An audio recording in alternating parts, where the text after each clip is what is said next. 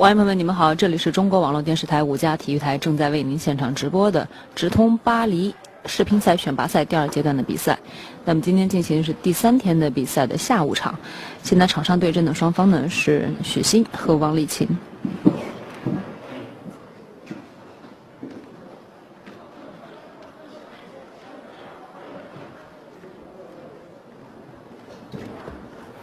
那我们这一次呢，5家体育台为大家准备的直播呢，也是史上第一次新媒体的自主的直播。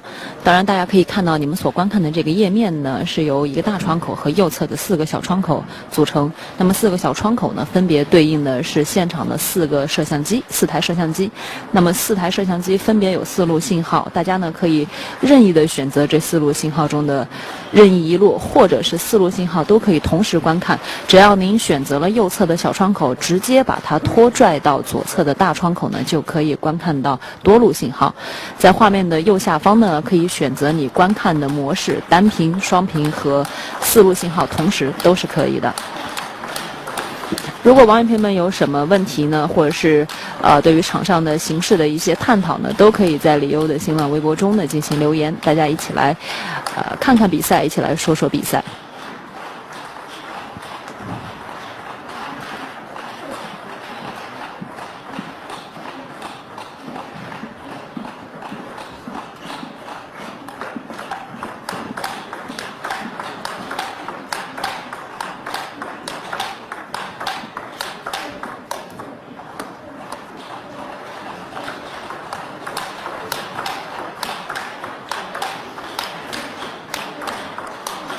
那么王励勤呢是在首日的比赛中呢是1胜3负，可以说发挥的并不是特别的好，甚至呢是有一些评论说到王励勤可能往后的在这个第2阶段的比赛中呢会比较艰难。但是在昨天的比赛中呢，王励勤是3战全胜，那一下就让他升到了并列第5位的位置上，非常的厉害。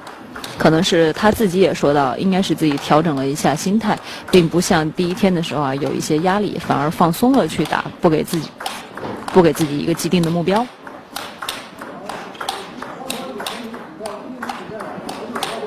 而在第1阶段呢，取得了第1名好成绩的许昕呢，在第2阶段呢，就是遇到了强手了。在昨天的比赛中呢，许昕也是以2负1胜的成绩目前的成绩是3胜3负，排名只是积分榜中的中游，并不甚理想。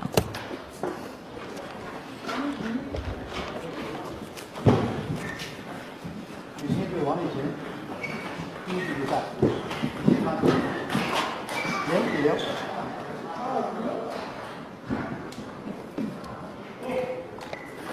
好的，比赛开始。网友朋友们，你们好，这里是中国网络电视台5家体育台正在为您现场直播的直通巴黎第2阶段的比赛。现在场上对阵的双方是许昕和王励勤。0比2。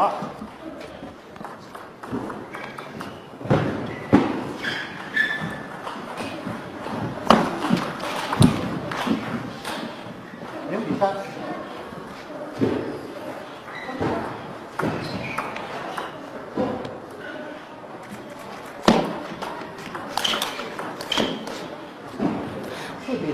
今天很多朋友都说下午的解说嘉宾因为我们的解说嘉宾呢需要去敲定他们的时间，因为有很多球员在比赛，包括教练也是需要去对球员进行一些指导，所以我们只能是尽量的为网友朋友们选择大家所喜爱的一些解说嘉宾来进行解说。那么现在这一场比赛呢，暂时是李优一个人，希望网友朋友们呢能够一起来聊聊这个比赛，希望你们能够更多的参与进来。那么在开局呢，许昕上手非常的快，已经是6比0取得了领先。我看到我们的网友大摩羯的胖胖球小花痴说呢，有没有觉得马龙很省心，许昕很不省心？马龙很省心的这个我倒是知道，因为各个解说到这边来跟李欧一起解说的时候呢，都是对马龙赞赏有加，不论是从他自己的打球练球方面，还是从他的性格方面。关于许昕很不省心呢，这可能是还需要网友朋友们来告知我了，为什么觉得他不太省心啊？来看一下场上的情况，可能对阵许昕来说的话呢，王励勤还是有一定的压力。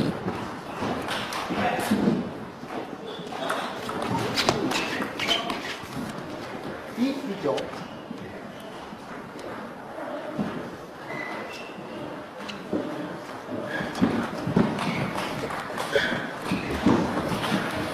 好，我们今天的解说嘉宾呢也是秦志坚，秦指导，还是大家非常熟悉的，欢迎秦指导。主持人好。那像这种第一局上来许昕上手非常快啊，已经是大比分的领先了。您怎么看这个第一局的比赛？我想作为他们俩的看点还是上海队的这种1号之争吧，因为从目前他们年龄上还是相差的挺多，但是两人都是同时处于上海队，而现在大力呢又是这个聘礼中心的副主任，某种意义上也属于许昕的领导。你说许昕对阵领导的话，会有心理压力吗？我想他应该会有一些。但是看他这下手来看，现在已经是9-3了，好像并没有手下留情。因为许昕呢前2天的这比赛呢发挥的一般吧，输赢各一半，所以昨天这个集合战队的时候也对刘指导对许昕也提出了批评。包括昨天晚上也找他聊了很长时间，对他在场上的那种表现还是提出了一些要求吧。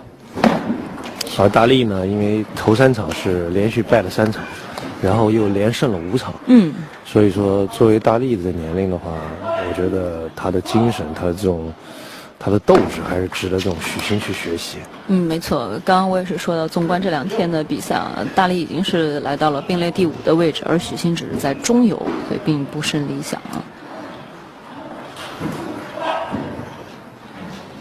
他现在比分呢已经是10-6，许昕领先。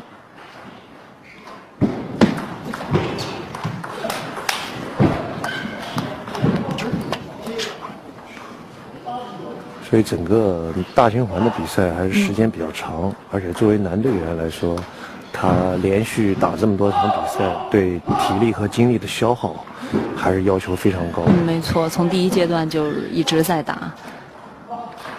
听我们的网友星星说到，许昕是不是属于调皮类型的？是吗？因为刚刚有说许昕是不是不太省心什么的？对，因为他们俩呢，包括马龙都是我主管的队员，所以对他们的性格还是比较了解。许昕和马龙之间还是有很大的区别。性格方面还是比较活泼、比较开朗一些。大力和马龙呢有相似之处，两人都是比较认真、比较兢兢业业的这种。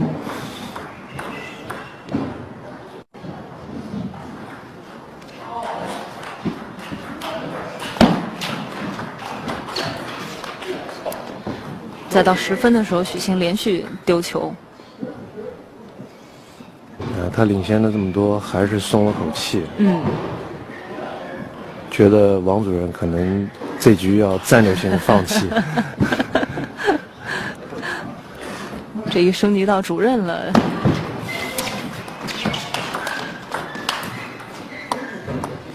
10-10平。王励勤在1-9落后的时候，打到了10-10。像这种是不是就老队员的一个心态上的？我觉得还是跟每个人的这种要求吧。不放弃。跟我们的刘玉静问到，秦指导啊，许昕的直板有哪些还待加强？是吗？许昕的直板有哪些还需要加强的地方？首先呢，我觉得许昕这直板呢和以往的这种中国的传统打法还是有些区别。它类似于王皓和马林的中间。王皓呢可能属于这种直板横打这种代表人物，马林呢属于这种传统打法的后面加的这种直板横打。许昕呢他也有些特点，他的手比较大，所以他的球板和一般普通的纸板来说还是有一些区别，特别是它的这些球板都是特别定制的，比一般的球板要大一些。对，要大一些，因为它手比较长，所以一般我们可能正常的这些选手拿他的球拍拿了就像拿了把扇子一样。对，包括他的这个球把的话也是给它加粗了，所以它抓起来会舒服一些。可能我们抓起来可能不太习惯，所以我觉得首先它的球拍、它的武器还是跟一般有些区别，很特别。那像刚刚你看第一局在9比1领先的情况下，许昕生是被王励勤扳成了12比10，输掉了这一局的比赛。您觉得他第一局的最大的一个劣势或者说漏洞在什么地方？我觉得他开局发挥的还是很好，这种能迅速把比分拉开，只不过拉开以后他觉得这个王励勤可能这局他也不太要了，想力拼第2局，所以作为他来说，他也是，你看我们许昕从这局开始又跳起来了，他也感觉到这种王主任给他带来的压力，要调动一下。对，我觉得下面的球应该会更精彩吧。那网友朋友们，你们好，这里是中国网络电视台5家体育台正在为您现场直播的直通巴黎世乒赛选拔赛第2阶段的比赛。像第一局好像都很少出现这种对拉的多拍数回合的这种。对，打到现在赛程过半以后呢，我觉得对运动员的这种体力消耗还是很大的。虽然说我们很合理的去安排这个比赛的节奏，但是对他们这个，特别是乒乓球运动项目，特别是对精力的要求特别高。就是你一旦走神或者是稍微一不注意，比分可能就很快。连续10分。没错。好，那网友朋友们有什么问题呢？想要向秦指导问出的，或者有什么需要讨教的都可以在李欧的新浪微博中呢进行留言。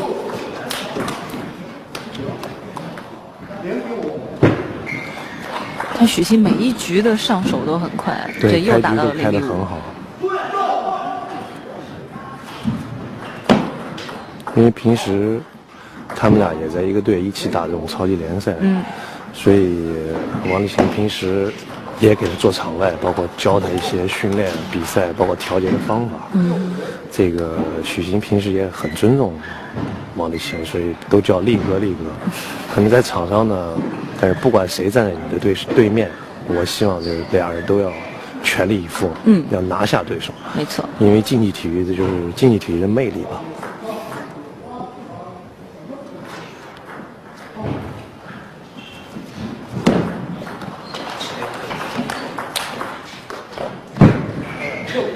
看我们的网友TAKA 结尾是他说想问一下大力和许昕比的话，谁的正手更强一些？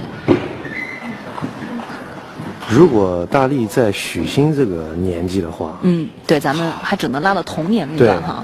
拉到同一年龄的话，大力正手的这种力量，和这种速度应该是高于许昕，但许昕他正手的范围和他的这种奔跑的能力要高于王励勤，互有特点。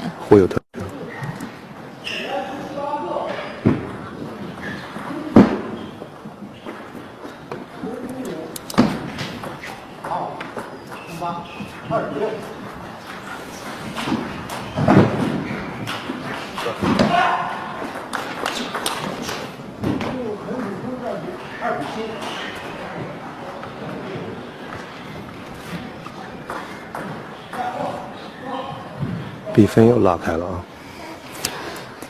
当然有第一局垫底，可能观众朋友们看着心里还有些悬，不一定说许昕大比分领先。许昕这局不敢掉以轻心。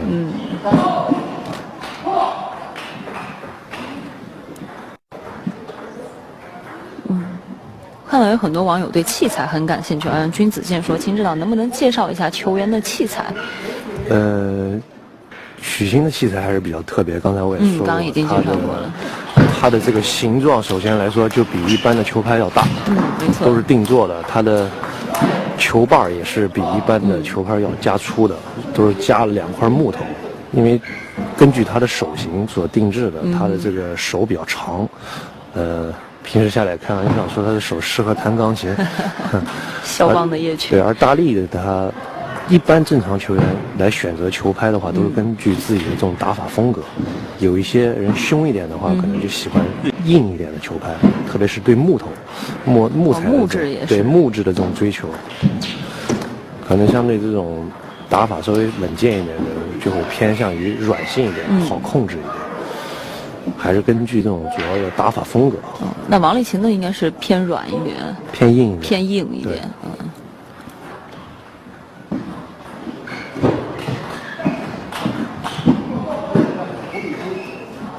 又追到7-5了，总是会追上来。很多网友都在说，哎，这个大力的精神啊，非常值得肯定啊。像李旭彤也说佩服大力啊，哇。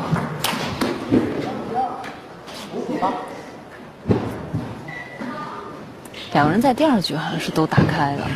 对，因为这次大循环结束以后，他们还在22号还要参加这个超级联赛的最后决赛。哦。所以说对他们这个，因为之前的话也是半决赛刚刚打完回来，所以对他们这个赛制的这种比较紧张，对他们这个体力精力的要求也是很重要。没错。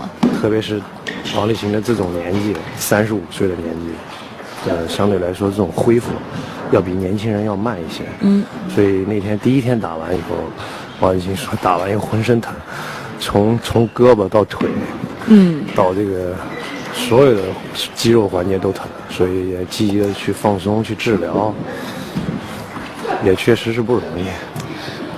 确实，年龄对于运动员来说是一道坎儿，但是我觉得可能他的精神已经不仅仅是在要赢球上面了，就是一种坚持所在。好的，第2局呢是1-5啊，许昕是拿下了，好像第2局也并没有过多的一个焦灼的状态，打得还比较的简单啊。来看一下我们的网友留言，火速前进说，秦指导，请问一下，拉下旋球的关键是在什么地方？拉下旋球主要还是第一是运用摩擦，就是运用胶皮和这个乒乓球的这种摩擦来把它这个下旋球给抵消掉。这是第一点，主要还是靠这种手指和手腕的手指手腕。对。好，来看一下海瑞同学说呢，秦指导能不能说一说你组里的几个队员，分别简单说一说。我组里现在年纪最大的就是王励勤，第一，然后是张超，马龙，许昕，崔庆磊，吴昊。和前2天刚刚到这组的这个吴家骥，他刚刚总共7个人。好的，现在进行的是第3局的比赛。还是再一次的提醒网友朋友们，在观看的这个页面中的右侧的4个窗口，可以任意的拖拽到左侧的大窗口中，4路信号都可以看得到，从不同的角度来观看比赛。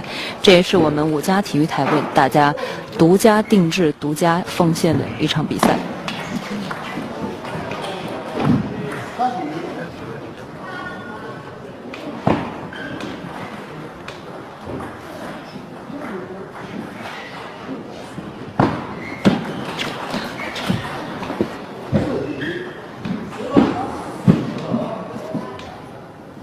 我们的枯藤昏鸦问到，请问一下秦指导，直板如何处理好推挡和直板横打两者的分配和衔接？这位网友问的这个问题还是很专业，说明平时可能在自己打的过程中也遇到这样的问题。作为现在我们国家队这种队员嘛，推挡的人也确实越来越少了。这也是我们教练组以后面临的一个重大课题吧，就是因为现在直板横打的这种趋势和发展的潮流会越来越多。所以这个推挡其实和这个背面的这种衔接是矛盾的。它主要是这个手指的发力不同，一个是食指发力一个是拇指发力，所以处理起这个问题来，也确实是。这不是三言两语，不是三言两语能说得清的，说明这位球迷还是很专业的。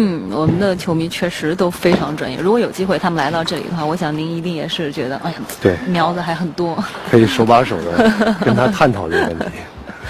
好的，看一下场上的情况。现在许昕是又是一度领先啊，来到了7-2。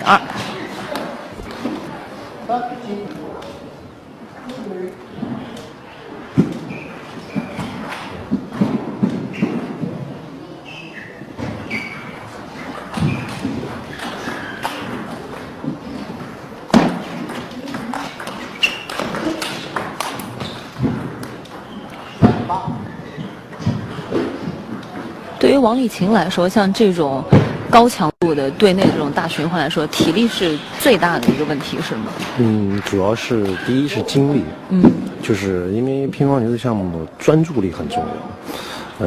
第二就是体力，因为作为35岁的这种年纪，每天这么高强度的对抗，它的恢复相对来说要比年轻人要慢一些。所以第一天刘指导点评的时候，也希望大力第一天能就是正常的比赛能顺利的打下来，然后就是不要要求给自己定太高的标准。因为大力是非常这种认真、非常严谨的一个人，也希望他能这种，因为后面也面临着很多比赛，所以希望他能安全的打下来。再一个就是通过这个比赛在场上能体会到这种乒乓球带给他的这种快乐。好，现在呢，许昕是又一次来到了这局的局点啊，10-4。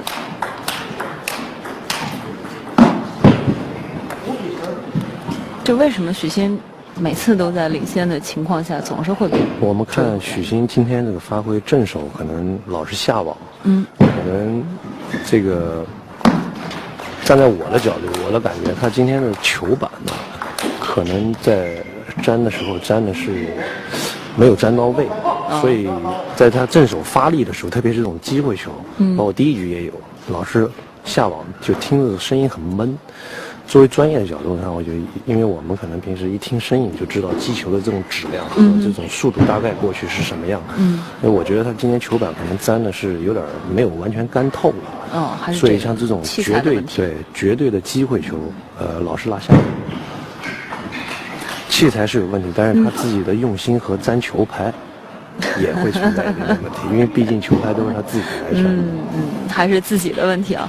来看一下我们的网友留言，老铁 HK 问呢，想问一下秦指导啊，起下旋以后的连续拉应该注意哪些问题？身体重心、动作还原等细节。这也是很专业的问题，因为都是一系列很职业的一些问题，特别是从第一板这个下旋球转为上旋球以后，刚才这位网友所说到的这些重心衔接，包括这种手法的这种调节，其实都是在瞬间完成的。它需要通过这种长时间的训练，成为一种条件反射，才能做到这种和谐的统一。就是每一个环节都很重要，就是你缺一都不可。我们的网友见到秦老师这边扔的问题一个比一个专业。好，看一下场上的情况，现在呢是第4局的比赛，许昕呢也是一上手3-0领先。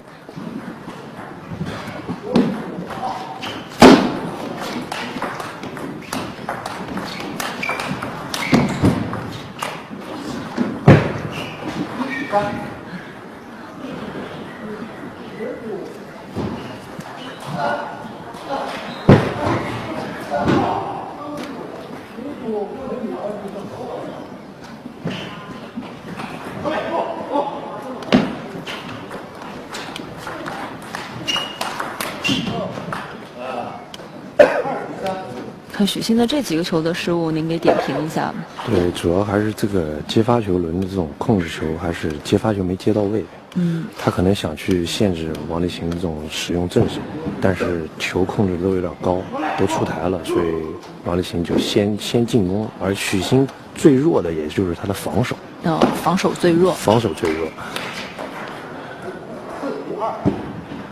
你看他捡球的时候，拳头也在偷偷的握起来，就说明他还是说，通过这种整个比赛当中，无论是遇到多大的困难，他还是在积极的去调整自己。我们123+1说，请问一下秦指导，拉下旋球注意摩擦，但是高吊球没有多少杀伤力，想请教，爆冲下旋球需要注意哪些？如果是爆冲的话，就是也是需要注意这种第一就是这种第一是判断，你要判断这个下旋球有多转，然后才能选择你使多大劲儿，包括这种位置。其实就是站在专业的角度来说，你就算力量拉得再大，如果对手站在封死你这个线路的话，你也拉不死对方。就还是要去判断对方的站位来选择你的出手。就力量大并不一定是好事儿，跟站位有很大的关系。站位有很大关系。但还有一个就是刚刚网友说的这个高吊球，高吊球威胁虽然并不是很大，但是往往它的保险系数是最高的，往往通过这种摩擦制造旋转，然后特别是在紧张和关键的时候，大赛的时候，通过这些就是摩擦球来增加它的保险系数，特别是高度很重要。高吊球也可以拉得很低，拉得很平。就是以前呢，可能我们这种乒乓球的专业术语叫高吊，现在也可以通过这种高吊的手法拉出这种超低的这种球。哇哦！所以现在乒乓的技术也是一直在不停的变中。我看一下场上现在是7-4。其实好像看到现在，我的感觉，因为我也不是很专业，因为我觉得好像许昕一直是在领先，一直是在好像压着王励勤打的这种感觉。你看现在王励勤叫了暂停，他也觉得目前的形势对他不利，所以想先放缓这个节奏，考虑是否有一些什么方式去改变目前的这种被动局面。而许昕现在喝水的话，我估计他也在想怎么样能迅速拿下比赛，扩大比分。那作为我，如果是大力的话，我就会选择去调动许昕的正手，让他离台子远一些。这样打远台，这样的话，他的杀伤力会小一些。从目前的局势来看，比如说现在大力去接发球，可能我直接就会去捅长的，让许昕第一板的质量下降，然后用自己的这种特长正手去反拉他。你看，掉到正手，但是掉到正手的这个质量还不够。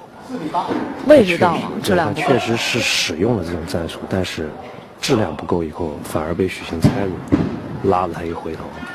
但是他的意图是要去调动的。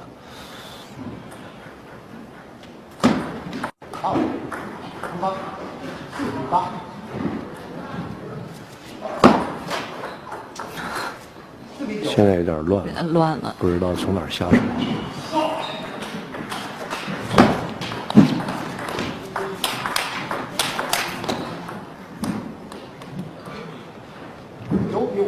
我看到有一个网友非常的可爱啊，将英语进行到底说，麻烦请问一下秦指导啊，我家女儿几岁开始学乒乓球比较合适？她现在刚满月。一般对于这些网友朋友们来说，小朋友们几岁学比较合适啊？那首先可以在婴儿床上给他吊一个乒乓球，先让他看着。从小就看。对，先看着，然后到2-3岁的时候，再在客厅里再吊一个球，然后拿个拍儿，可以去拍2下。看看天赋怎么样。对，然后到3-4岁的时候，可以先去捡球，然后到5-6岁的时候拿拍儿开始颠球。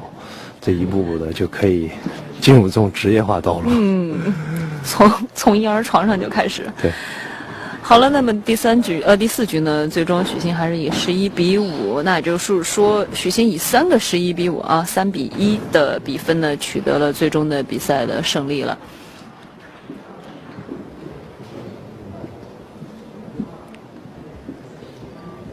那么秦指导，您给总结一下这场比赛吧。我觉得许昕这场球他还是非常想胜利，因为毕竟大力前面3连负以后又5连胜，大力现在状态包括人的这种斗志还是说是非常好的时候，而许昕呢，通过昨天这种总结啊，就是现在的状态还没有完全能打出来，但是也能看到他在不停的调动自己，就是在场上无论是他领先这么多，第一局被大力追回来，还是说第2局、第3局中一直在领先当中。但是我想这个比赛看的并不是说是大家所看那么激烈，但是其实他们心里面，主要是队员的心理还是很纠结。随着比分的变化，包括下来以后，我想许昕还是通过他的这种自身的这种技术上的特点吧，因为毕竟一个年轻一个正手的这种杀伤力啊，这些东西靠这些东西去把这种王励勤的这种技战术限制在里面。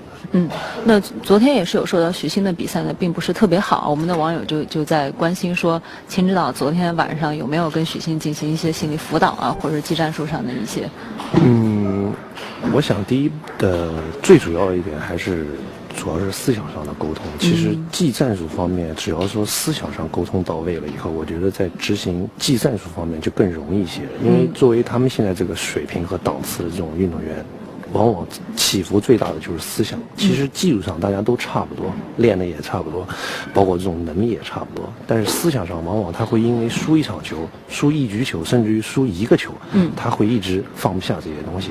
包括可能展望以后后面的这种赛程，他会觉得我好多强手还没有打，很多这种还会遇到这样和那样的困难，主要是很多消极的想法。